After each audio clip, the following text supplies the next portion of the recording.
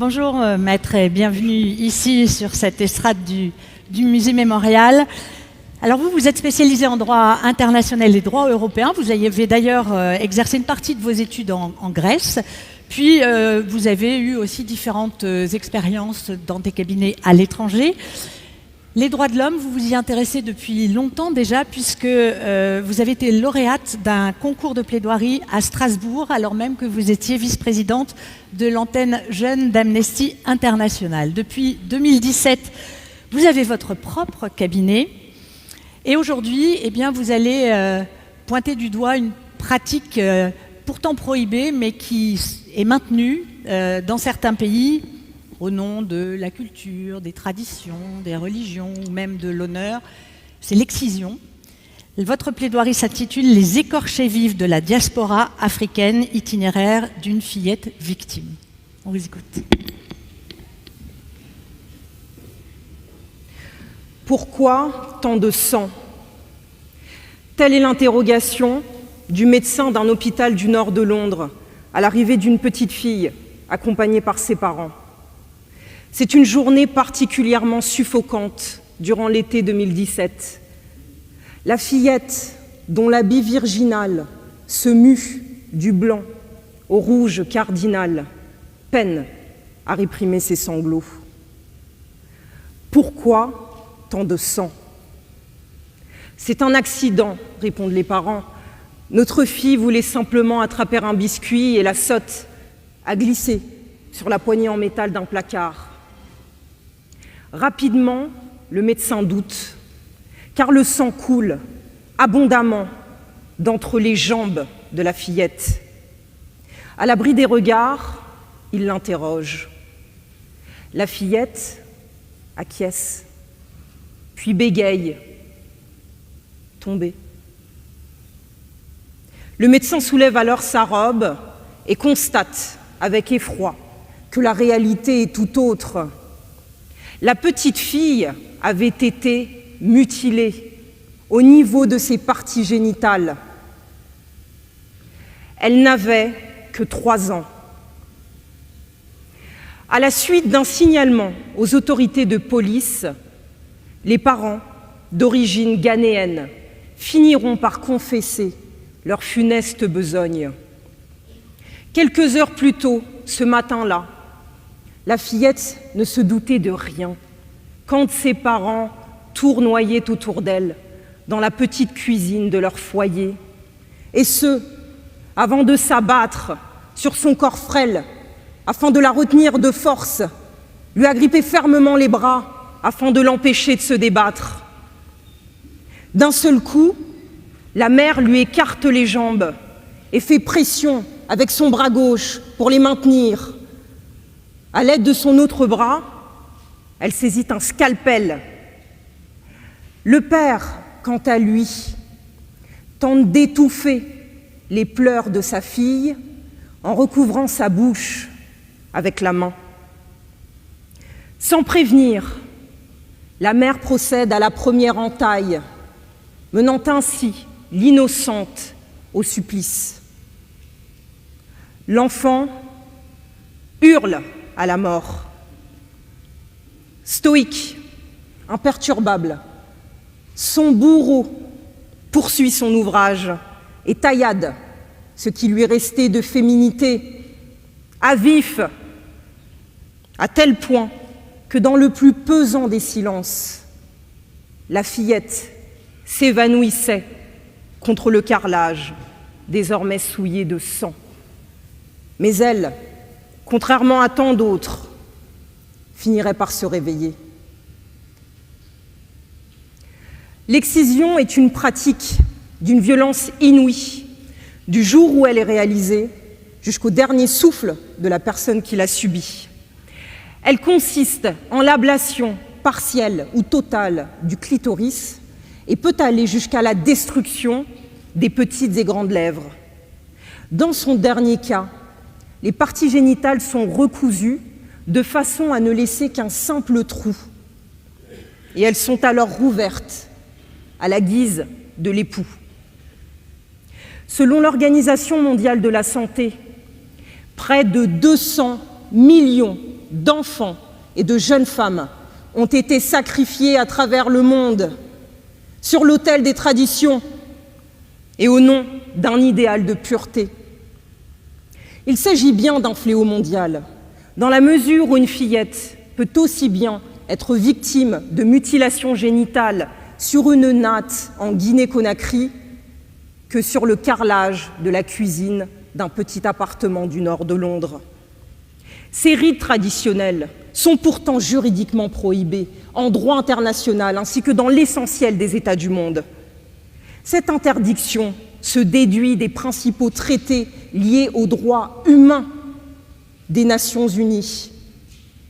Cela se déduit de l'interdiction des traitements cruels, inhumains ou dégradants, tel que cela est formulé dans le pacte relatif aux droits civils et politiques, dans la Convention contre la torture ou encore la Convention relative aux droits de l'enfant. Le droit à la santé est garanti également par le pacte international relatif aux droits économiques et sociaux. Pas moins de 2 conventions régionales font explicitement référence à l'interdiction de l'excision. Tout d'abord, le protocole à la Charte africaine relatif aux droits des femmes entré en vigueur dès l'année 2005, mais également la Convention d'Istanbul du Conseil de l'Europe contre la violence à l'égard des femmes, entrée en vigueur en 2014.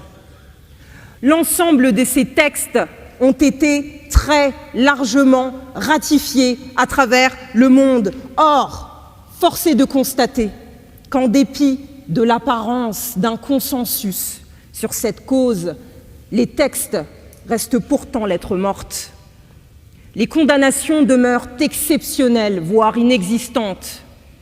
Pour exemple, en Guinée-Conakry, l'excision est prohibée depuis près de 20 ans en droit national. Des peines sont même prévues par le Code de l'enfant guinéen. Pourtant, à ce jour, la loi n'a jamais été appliquée. Aucune affaire n'a jamais été portée devant la justice. À tel point que près de 97% des femmes guinéennes ont été et sont toujours victimes d'excision. La Guinée demeure d'ailleurs, après la Somalie, le 2e État au monde à pratiquer le plus de mutilations génitales féminines en dépit du droit en vigueur. L'arsenal juridique en place ainsi que les politiques gouvernementales ne parviennent pas à freiner le rythme inquiétant des mutilations génitales subies par les jeunes filles. Selon l'UNICEF, pas moins de 3 millions de fillettes continuent d'en être victimes chaque année à travers le monde, dont 180 000 par an, ici même sur le sol européen. Cela représente une fillette toutes les 15 secondes. Vous l'avez compris, cet acte de barbarie ne connaît nulle frontière. Alors comment expliquer que les victimes de cette sinistre coutume ancestrale se traduisent toujours en millions? Le docteur Pierre Foldès l'affirme, c'est un crime d'homme, né de la peur primale qu'ont les hommes de la sexualité féminine. Ils ont voulu la contrôler et ont créé cette arme terrifiante qui est la mutilation du clitoris.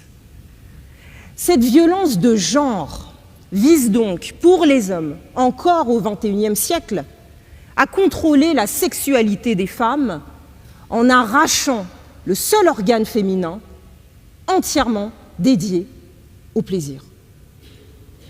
Cela signifie qu'en réalité, seule la lutte contre le patriarcat et pour l'égalité réelle entre les sexes viendra à bout de ces pratiques mortifères.